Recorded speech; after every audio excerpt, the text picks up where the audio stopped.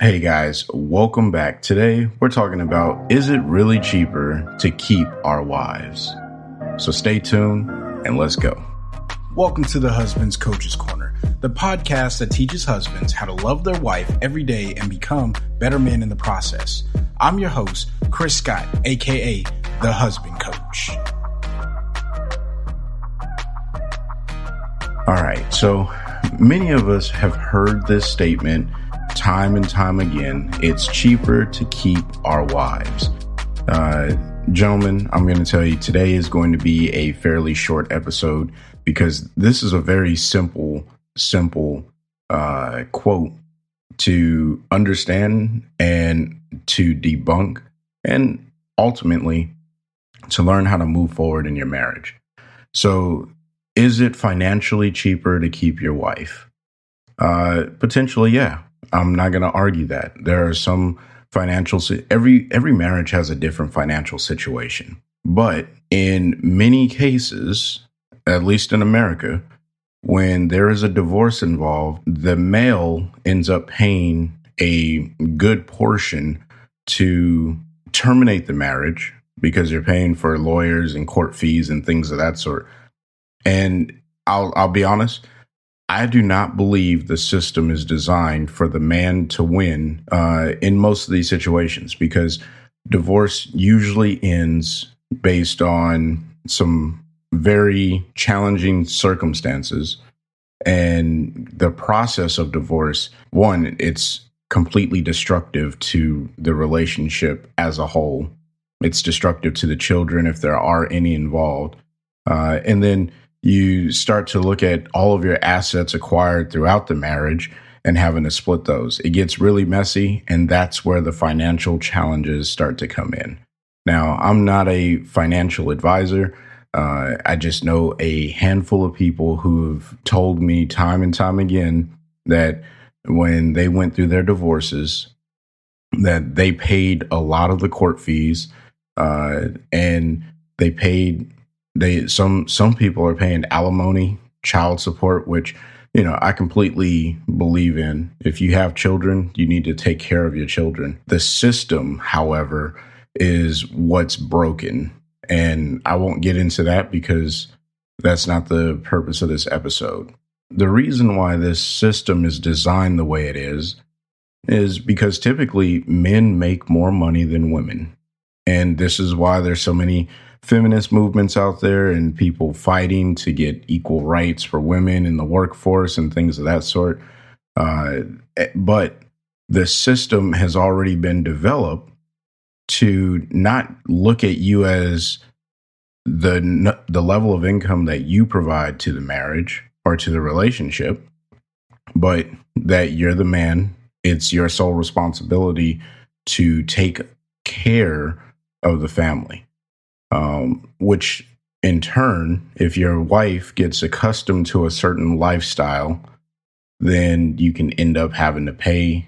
And if you're not paying after the divorce, you're definitely paying for the lawyers and the court fees during the process. Now, there are some situations where I completely understand. I don't agree with divorce. All right. I want to be very clear. I do not agree with divorce. I believe every marriage has an opportunity as long as both individuals are willing to work through their differences and their challenges. I'm living proof of that. My wife and I work through our challenges.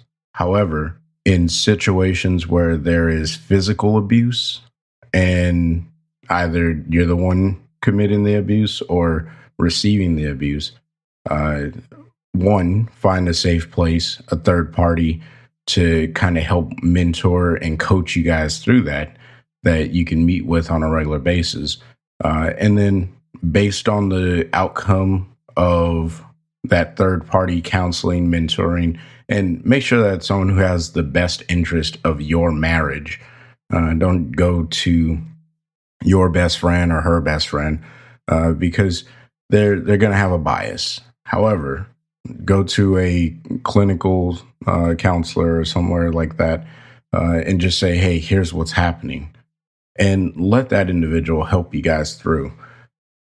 But that's beside the point. That's just my PSA on divorce. So yes, financial issues. It is absolutely cheaper to keep your wife if all you're looking at is a financial issue. Now, this is a terrible way of looking at marriage, right? Because, and this is the root of the conversation today. A lot of people, they believe that it's cheaper to keep their wives. So instead of working through the situations, they go out and they have affairs, or they go out and they stonewall their wives, but they don't want to end the relationship because they know that there's going to be a financial burden on them. So that becomes the motivator for them to stay in the marriage, but not to put in the work to build the marriage. That is the problem with this entire statement. Whenever you hear someone say it, or if you say it, you are taking a very passive approach to the circumstances that led to you even feeling like divorce is an option. You're being very passive in the fact that you're probably not being engaged or stimulated in the marriage, sexually or intellectually, because you're not seeing your wife as your friend. You're not seeing your wife as your partner. And that's where the real challenges come in when we start to see our wives as this financial burden that if I try to get rid of you, you're going to burn a hole in my wallet. When we start to see our wives in this way, she becomes a subconscious result of something that never even happened. And this is a problem because you hold that against her, but she may not know that you even plan to leave her, that you're not happy in the marriage. So instead, what you do is you stonewall her and make her feel bad. And before you know it, you guys are at odds. Last week, we talked about happy wife, happy life. I think this is the male version of happy husband, happy wife. And truthfully, the only way that you become happy in the marriage is when you learn to prioritize your wife and serve her in the marriage and love her and build her up. And then you get a sense of joy and fulfillment because you've taken care of your bride. You've taken care of the love of your life. You did something for your best friend. These are the things that really do start to change your mindset from the it's cheaper to keep her mentality of passive approach to your marriage. And it starts to get you transition into the active approach of loving your wife consistently. And that's the purpose of this channel, this podcast as a whole, is to find ways to love our wife every day. Because, there's a quote, and I'm probably going to butcher this, but the rent to success is due every day. You have to pay the price every day. It doesn't happen. You do something on Monday and then expect it to carry all the way over until Friday. No, you got to show up Tuesday, Wednesday, Thursday. I've mentioned this many times before. No one goes into the gym once a week and then they think like, oh yeah, I'm gonna be a bodybuilder. Like, no, if you want to be a bodybuilder, you got to hit the gym at least 5 days a week. And then on the days that you're not in the gym, you still have to be prepping to go into the gym with your mindset, your mentality, your nutrition. There's all kinds of things involved with that. I'm not going to make too much more analogies on bodybuilding versus marriage, but I think you get the picture. If you want to build your marriage, you have to put in the work. This doesn't just happen overnight, and it doesn't happen one day.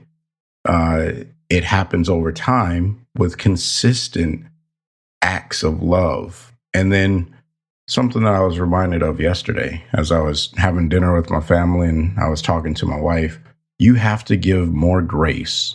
Now, if you're not familiar with the term grace is giving something to someone that they don't deserve.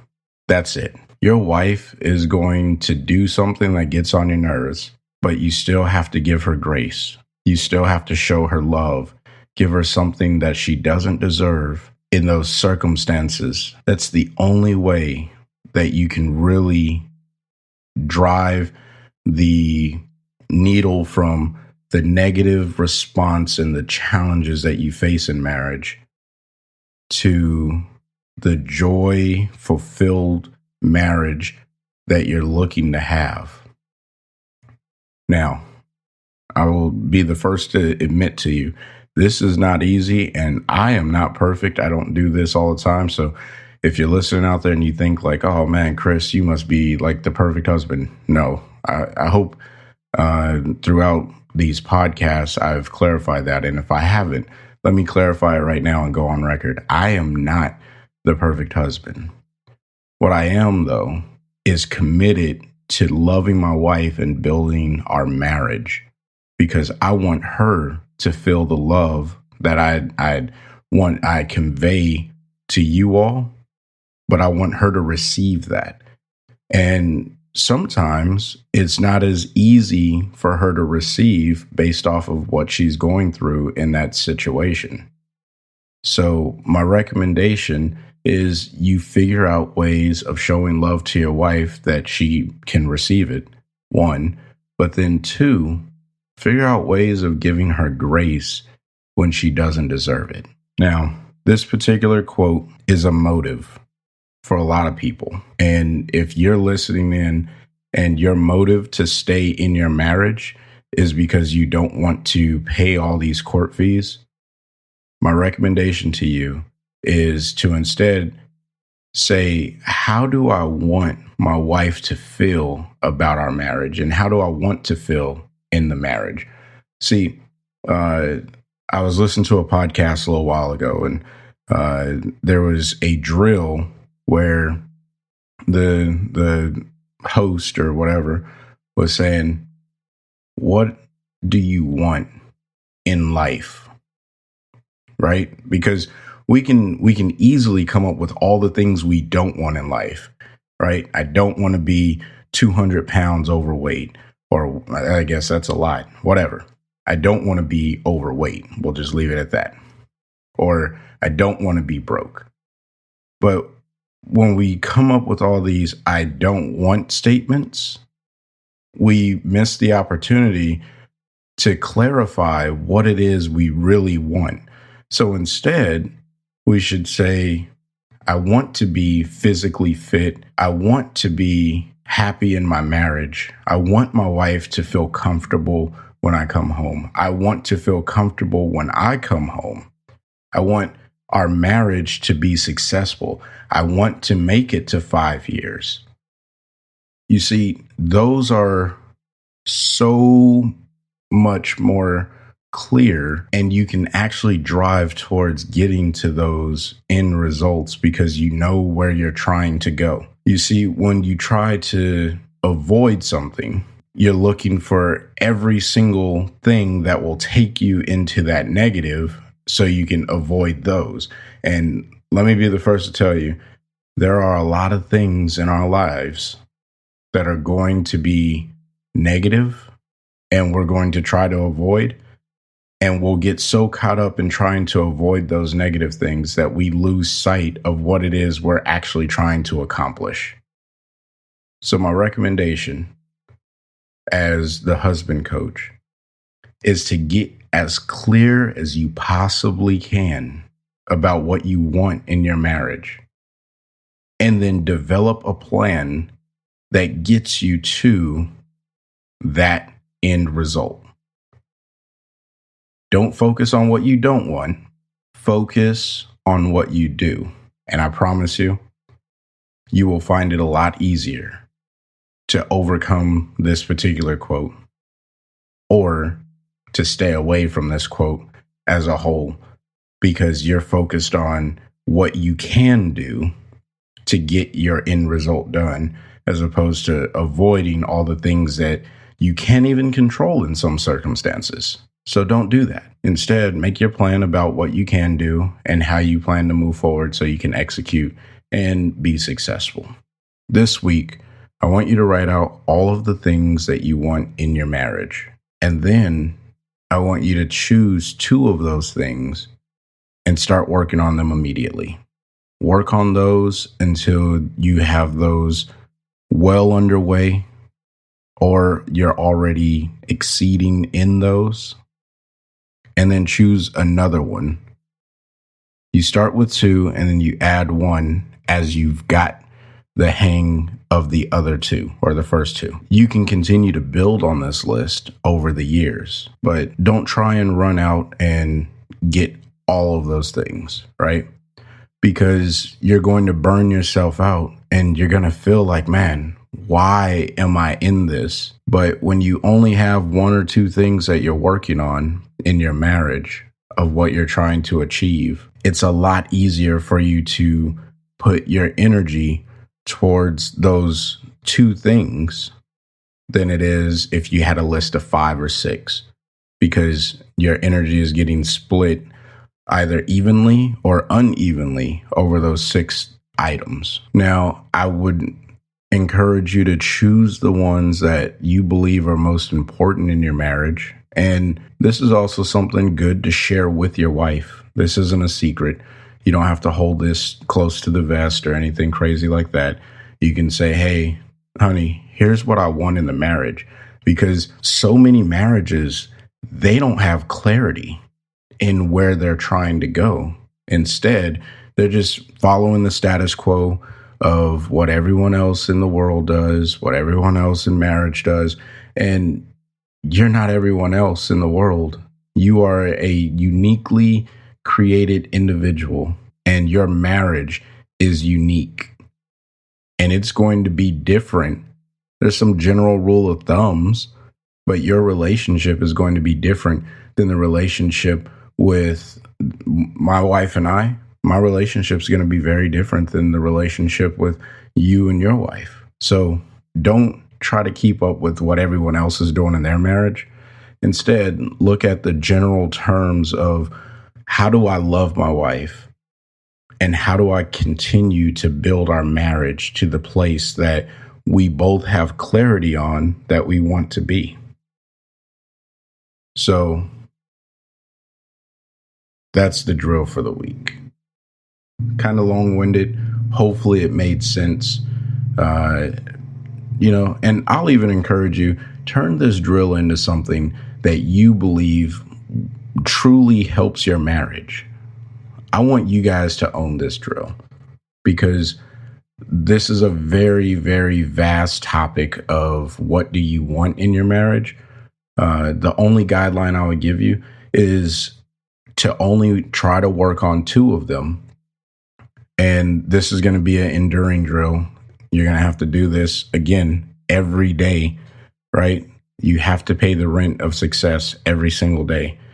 If you want to be successful in your marriage, you're going to have to show up and you're going to have to perform. You're going to have to do the things that it takes to get to the end result that you put down onto that list. So there you have it. I hope this episode was helpful to at least just one person out there. And if it was, please send me an email at husbandcoach2020@gmail.com. The link to the email address is going to be in the show notes. I really do want to hear from you all, and I look forward to the emails and all the information that we get out there. So until the next time, I want you guys to find a way to love your wife every day. Peace.